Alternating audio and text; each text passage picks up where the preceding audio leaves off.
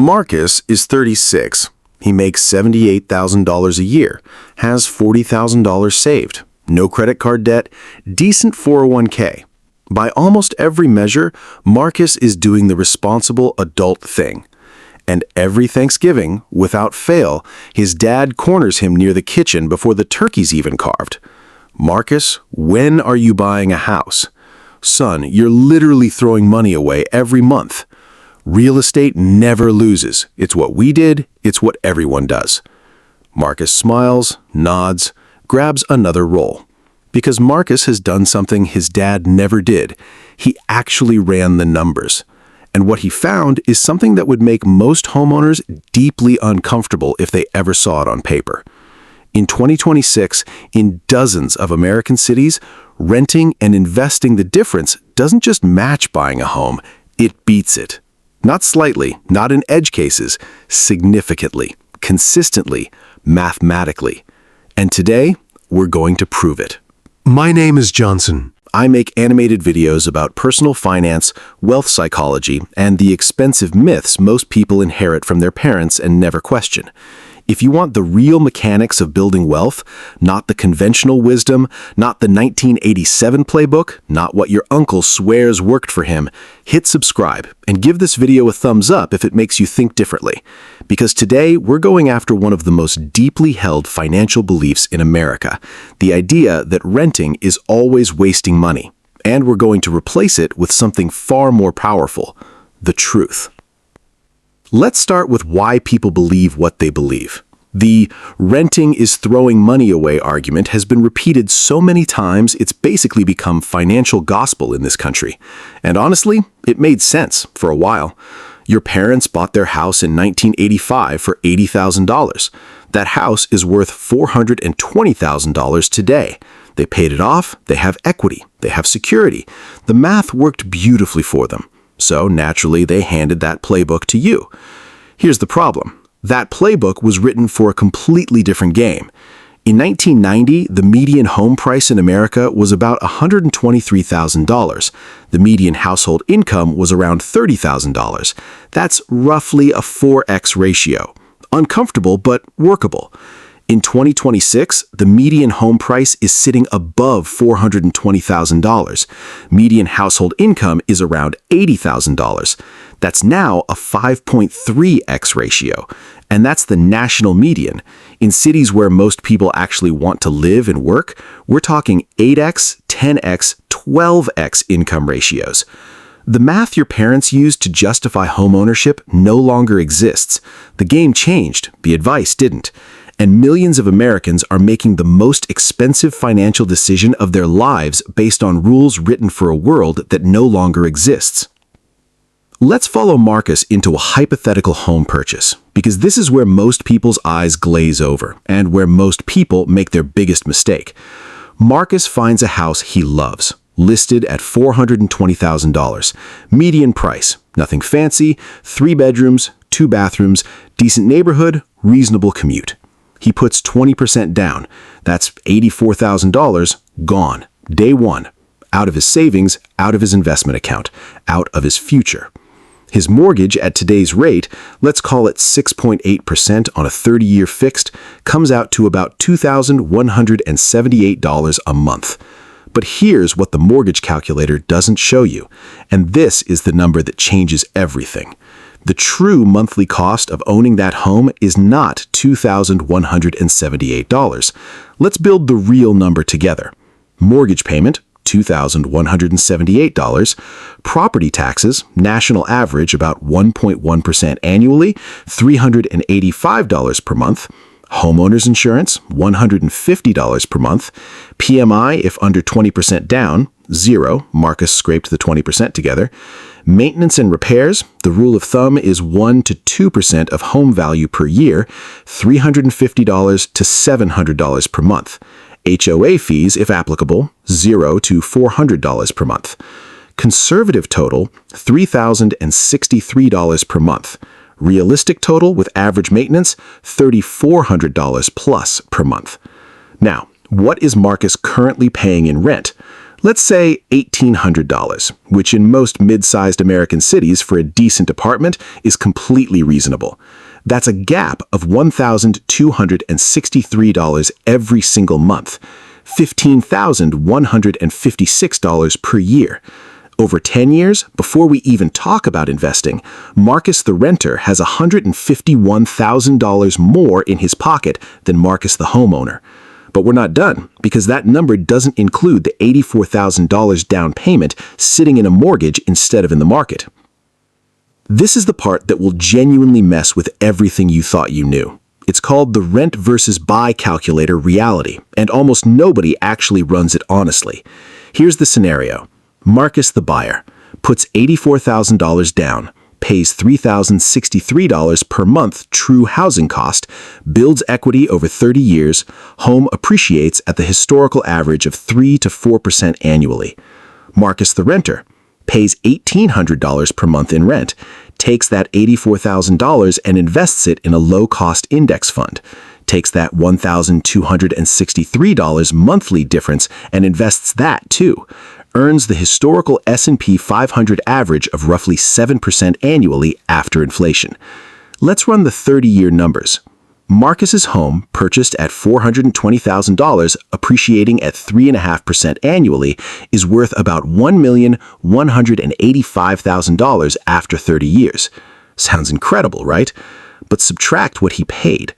30 years of mortgage payments, $784,080. Property taxes, $138,000 to $600. Insurance, $54,000. Maintenance, $151,200. Total paid out, $1,211,880. And the home is worth $1,185,000. Read that again. He paid more than the house is worth, and that's before realtor fees when he eventually sells, typically 5 to 6%, which on a $1.185 million home is another $65,000 walking out the door. Now let's check on Marcus the renter. That $84,000 invested day one at 7% annual return over 30 years becomes $640,000.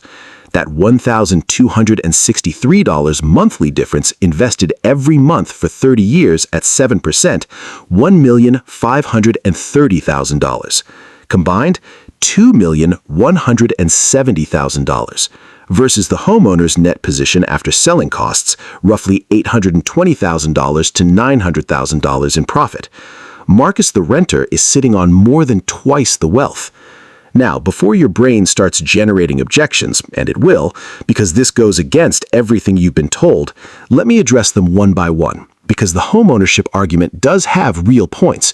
They're just not the ones most people use. Objection 1. But rent goes up. My mortgage payment stays fixed. This one is real, and it matters. Rent inflation averages about 3 to 4% annually nationally.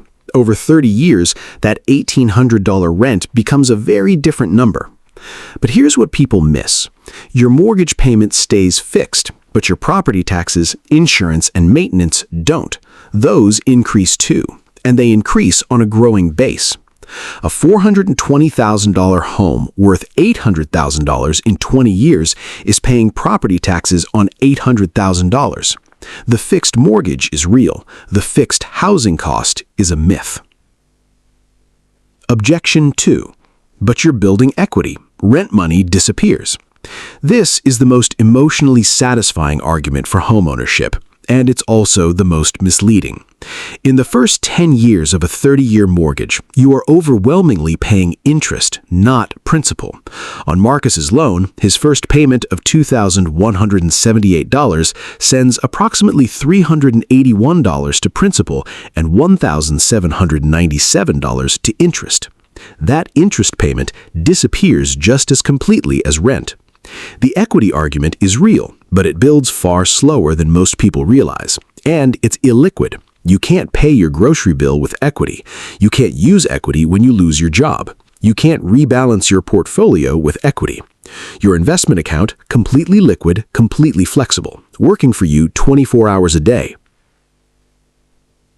Objection 3. But owning is an inflation hedge. Partially true. Home values do tend to rise with inflation, but so does the stock market. Historically, equities have outpaced real estate appreciation in virtually every 30-year window measured. You don't need a house to hedge inflation. You need assets, and a diversified investment portfolio is an asset. Objection 4. But what about the mortgage interest tax deduction? This one used to be powerful. It's much less powerful now. Since the 2018 tax law changes, the standard deduction nearly doubled. About 90% of Americans no longer itemize, which means the mortgage interest deduction, one of the biggest financial arguments for homeownership for decades, helps almost nobody anymore. Check with your accountant, but don't build your most expensive financial decision on a tax benefit that statistically probably doesn't apply to you. Here's the part of this conversation nobody wants to have, because this isn't just about math. Buying a home feels like security. It feels like arrival. It feels like you've made it, that you've done the adult thing, the responsible thing, the thing that means you're not just floating anymore. And there's something beautiful about that feeling that a spreadsheet cannot capture. Painting your walls the color you want, putting down roots in a neighborhood, knowing your kids are going to the same school for more than 2 years, having a place that is genuinely, legally, completely yours. Those things are real. Those things matter. Don't let anyone, including this video, tell you they don't. But here's what also matters. The single biggest source of financial stress in America right now is housing costs. Not investing mistakes, not student loans, not even healthcare. Housing. And a massive portion of that stress is coming from people who stretched to buy a home they could barely afford because they were told renting was failure, and now they're house rich, cash poor, and one job loss away from a conversation they never wanted to have with their bank. The most dangerous financial decision isn't renting. It's buying a home you can't comfortably afford because you were afraid what people would think if you kept renting. That fear is costing Americans billions of dollars every year. So here's the thing. Renting only makes you richer if you actually do something with the difference.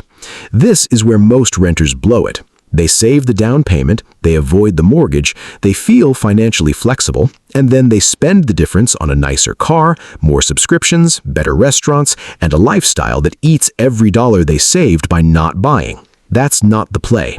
The play is this. Step 1, calculate your true housing cost gap. What would you pay monthly as a homeowner, mortgage, taxes, insurance, maintenance, versus what you pay now in rent? That gap is your wealth-building fuel. Step 2, invest the difference, automatically, every month. Not when you remember, not when the market feels good, automatically. S&P 500 Index Fund, low cost, set it and forget it. Step 3, invest your would-be down payment. Don't let that $50,000 or $80,000 sit in a savings account earning 4% while the market compounds at 7 to 10%. Put it to work.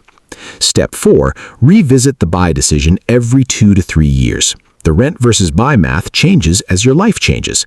Maybe in 3 years you're in a different city. Maybe the market corrects. Maybe your income doubles. Stay flexible. Run the numbers fresh every time. Step 5, never let renting become an excuse for not building wealth. Renting is a tool, not a destination. Use it strategically, not passively. The renter who invests the difference builds more wealth than the homeowner who doesn't, every single time. The math is not close. Marcus is still renting. His dad still corners him at Thanksgiving. But Marcus's investment account just crossed $180,000. His $40,000 emergency fund is untouched. He sleeps fine. He could move cities tomorrow if a better opportunity appeared. He could take a month off between jobs without panic. He could say no to a bad boss because he has options. That flexibility, that financial breathing room, is worth something the square footage of a house cannot give you. Homeownership is not a bad decision. For the right person, in the right market, at the right time, buying a home is a perfectly sensible financial move. But renting is not failure. Renting, done strategically, is a weapon. And the people quietly winning the wealth game in 2026 aren't always the ones with the biggest mortgages and the best driveways. Sometimes they're the ones like Marcus, smiling at Thanksgiving, saying nothing, and letting their brokerage account do the talking. If this video made you see money differently, subscribe, because that's all we do here. And if you want to know exactly what Marcus should be doing with that monthly difference, the next video is already waiting for you. Drop your city in the comments and tell me, does renting or buying make more sense where you live right now? I read every single one.